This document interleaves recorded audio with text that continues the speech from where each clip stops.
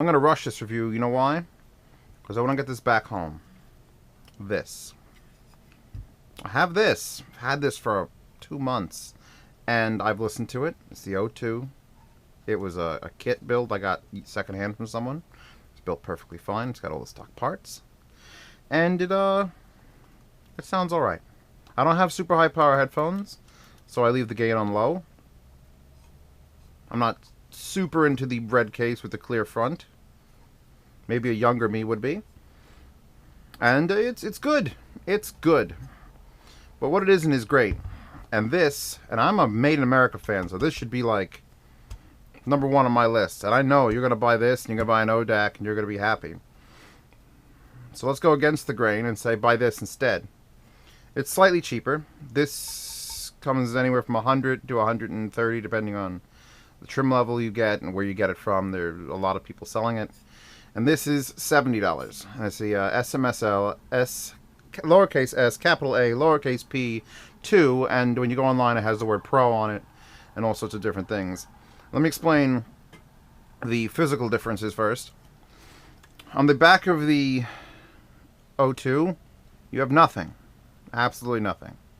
On the back of the SAP-II, you have a 3.5mm audio in, RCA audio ins, and the DC in, 24 volt. I'll switch to the front. Front of the O2, we've got 12 to 16 volt AC in, a power switch, the headphone out, right here in the middle, a power LED, a volume knob, a gain switch, and a 3.5mm source in. And on this we have a power switch, a source switch, a switch between the 3.5 and the RCA, a full-size 1/4-inch headphone out, and a very, very big knob for volume. Okay. Anyone want to take a stab at why I'm liking this one better? Well, let's hook up the O2. Triad 12-volt transformer to the front. Headphone out to the front. We're going to need source, so I'll go 3.5mm from the JDS Labs DAC. To the front. And there we go. Now, I'm hardcore. Don't care about wires. I love wires. But this is just fucking retarded. I understand NWAV guy designed it, and this is probably the way these traces run on this board is probably absolutely perfect. Like, everything's the exact right distance away. But, you know, we gotta live with this thing too. And there's just one British company that sells the O2, and it might be the O2 ODAC combo, because you could have these two things in the one case, because there is some space in there. And there's one company that puts the power in the back and the USB in the back. I'm not sure if they put the source in the back. They should. They should, because this is just... when I was running it at home, I was actually running it backwards. So it would sit on my desk like that, and I'd have to reach behind it to adjust the volume. Because it's not ugly. It's just, what the hell? It's not a piece of Pro Gear, as far as I know. You know, Pro Gear, you stick into a rack and you do your thing, and it's all up front in your face. You can swap things out. This is very, very consumer grade stuff, and it should not be like this. They could have fixed it. It can be fixed easily. I'm sure it can be fixed easily. I mean, just fix it. Just make it all go to the back. Make this just a plug and a knob. And then, while you're making it a plug, make it a goddamn 1/4-inch. And I will go over this again. A 1/4-inch jack doesn't benefit you, just have a seat anywhere, doesn't benefit you from sound quality. In fact, it probably makes it worse because you're usually using an adapter. But what a 1/4-inch jack will do is not break. If I plug this in here, and then I just start swinging the amp around with it, I know for a fact I'm not going to break the plug inside of this. Where I don't think I'm going to do that to my O2, because I've broken many a 3.5mm jack. And I'm going to shut this off now, because it's just a damn mess. I don't have to review the O2. Everybody here knows how good the O2 is. Half the people watching this video have probably used one. I'm here to show off this one, which no one's used, because frankly I've never seen it before. And as soon as I saw it, and saw it was made by the same company who makes those good little T-amps, which I have hidden away in boxes of up there, I went, ooh, $70, I'll try that. And I can't wait to get this and my ODAC home, because I'm going to Velcro these sons of bitches right under my desk, like that. This is going to stick out like here, and it's going to sound as amazing as it did when I tested it. Now, because this has 2 inputs, I could either plug it in 3.5mm like that, or I can go the full-blown RCAs if I want to be super boss about it. And in this case, I now have both of them hooked up to the ODAC. The transformer it comes with is a 24-volt DC, which I've braided all the cables of. It's this little thing. So it's a power brick, it's a little tiny power brick. How many amps? Half an amp at 24 volts. I don't know how that translates to headphone power equivalents, but all I know is I don't need to go up past 10 o'clock. Like right there puts my HM5s and my brainwave and my NVXs at, like, don't damage your hearing. Halfway is probably too much. So as far as power goes, it has all of it. And it comes with a 1/4-inch adapter, because, you know, I'm telling you about 1/4-inch now, I like it. It comes with a very gigantic 1/4-inch adapter. Like, I don't know, half an inch bigger than it needs to be. So you might want to get something a little bit smaller than that. That's a little stupid. But it's nice of them to offer it. But here I have the screw-on one from my HM5s. So there it goes, plugs in. Power comes on, no indicator except for... Is this plugged in? I should plug it in. That's what I'll do. In the back, where humans plug things in. No indicator except for behind the volume knob is 2. They almost look purple. They don't look blue. So that's not bad. Purple LEDs. And we got music playing. I put this actually on the GoPro.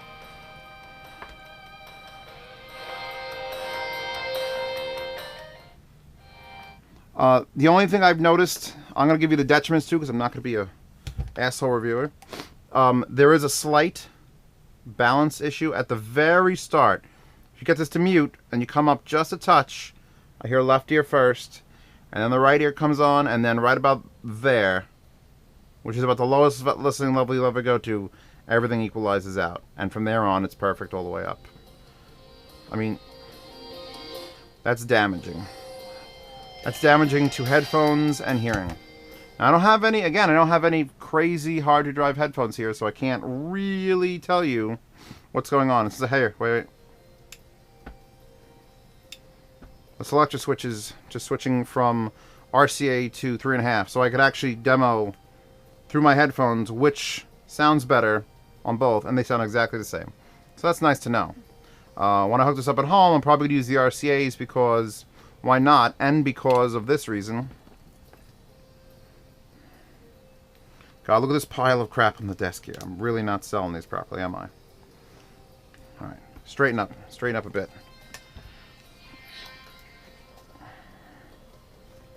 Power would go, what the hell? My 280 Pros decided to make an appearance in this video. Stay. Power bricks. ODACs. Secondaries. There. Much nicer. Music. Play. Set it to your line out volume on the cow on here. I think 43 is where I like it. Alright, so what's that? Dragon Ball Z ended. Select. Now this is playing. So, I've always liked separate headphone amps, but they've always been one source, which means you have to run a freaking switch box, an RCA switch box, which are never good quality, and they always sound like asshole. And this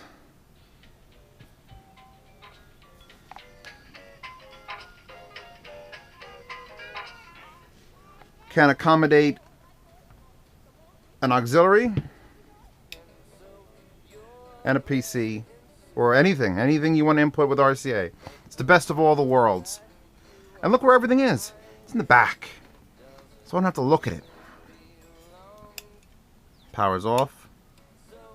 Slight delay on the power on.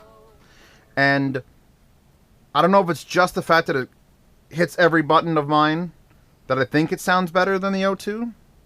But I think it sounds better than the O2. And you're going to scream, and I can't wait to see the comments in this video. Because that is truly and honestly my opinion. And again, don't have high gain headphones. Maybe, you know, if I did, then the benefit of the O2 would come in. But on these and all the smaller cousins that I have, sounds so good. So you're looking at 150 for a DAC, 165 if you get this one with the RCA. I got this one on mass drop, so it was a little less. But this for 70, and look at it. Look at the cleanliness of it. What's that? Switch sources.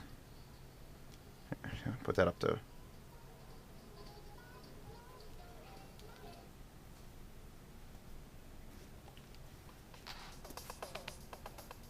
Getting some of that. Again, I'm not going to get my headphone rig down to test this because I don't think that'll pick up the quality of headphones changing. I don't think it'll pick up the quality of amplifiers changing. Unless I got a really shit one. So yeah, this is... Oh, my baby. This is my baby. This is getting dual locked under my desk. I could keep it on the desk. It's like touching it. It's like touching that aluminum frame. It is actually... Because the O2 has... literally this much of this doesn't have a board, because this is designed to have two 9-volt batteries in it to power it on the go. That's how you get the absolute cleanest power out of one of these, the runoff batteries. Because God forbid, you know, AC power has, you know, different consistencies, and a 9-volt DC source will not, or two 9-volt DC sources will not. I've only seen one of these that actually comes with a lithium pack for that, and I may at one point pull these screws off. And if I could find two 9-volts, which I don't know, to remove some smoke detectors, I will test this with that. And maybe it'll wake it up and make it amazingly better. But I don't care about amazingly better sound quality. I'm sure this sound quality and this sound quality are on par. It's the features that make this so good. That's what this lacks. Any features at all. You know, like rear-mounted power point. That would be a bullet point on an O2 2.0. Would be rear-mounted power. Okay, you know, this is a project board, fine. If you're going to do the project, take the pins down there, take those pins, and run leads to the back for all the things that need to be on the back. Power needs to be on the back. Power input, the signal in needs to be on the back. You can leave the gain on the front, the LED, this, and the power button, and just. It's an inconvenient amp for sure. I mean, who the hell plugs things in the front? I'm over that. I'm over that. We're back to this in sound quality and ease of use and looks. I wish it had a light, because I've left this on and it does get warm. This actually uses almost as much power as the T-amps I use for powering these massive speakers. So it's not a T-amp. It's not a digital amp. There's a it's headphone amplifier. I'm sure it's a small AB, or maybe it's a Class A. Honestly, I don't know. I don't know what the term you'd use for a headphone amplifier is that creates heat that's this small. Yeah, changes. Oh, that's Charge Gambino. That's not that source. That's that source. That's that source. Just having multiple sources. Ugh. That's real loud, by the way. Whoa, okay, I'm blowing shit up. Change that. Change that. So just remember to shut this thing off at night, because it does draw and create heat. And if I pause all the sources and turn it up to full, you do get the sound of, like, not static, but the sound of an amplifier on the edge of existence, where it's like it's grabbing electrons from the stars and trying to amplify them through these headphones now, because it's looking for signal. So if I unpause something now, things would blow up. So, you know, that's what amplifiers do at full gain, no matter what. You should never have any amplifier, whether it's the O2 or one of these or power amp or anything, up to full gain. Unless you're severely limiting, not even you're severely limiting the source. You just shouldn't do it. So, that's my review of this. I have no idea how long I've been talking. I have plugged it in to just, like, this has a good DAC in it. And this is obviously the O DAC, which I just did my review. I'm sure it's amazing, the review of my O DAC. It goes so in depth.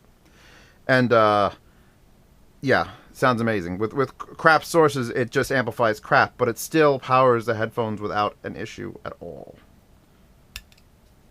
Instant relay off, and then there's a slight click. I don't know what else to say, other than I love this thing. It's built like a tank. The aluminum is better quality than the one on that kit O2 as well. I just wish it had a power indicator of red or something there.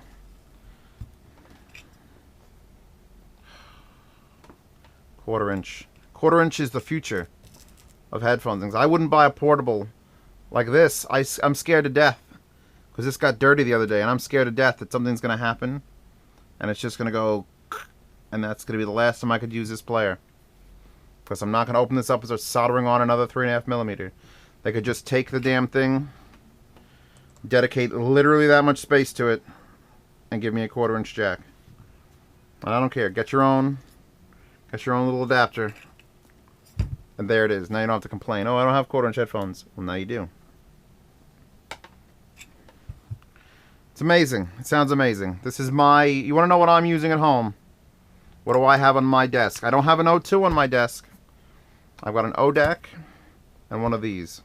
These O2 will stay here for when I do headphone reviews.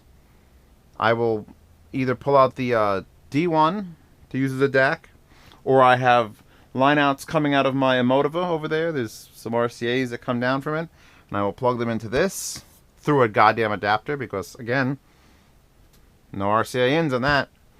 And that will be my headphone testing main amplifier. So that says something. This is what I want at home.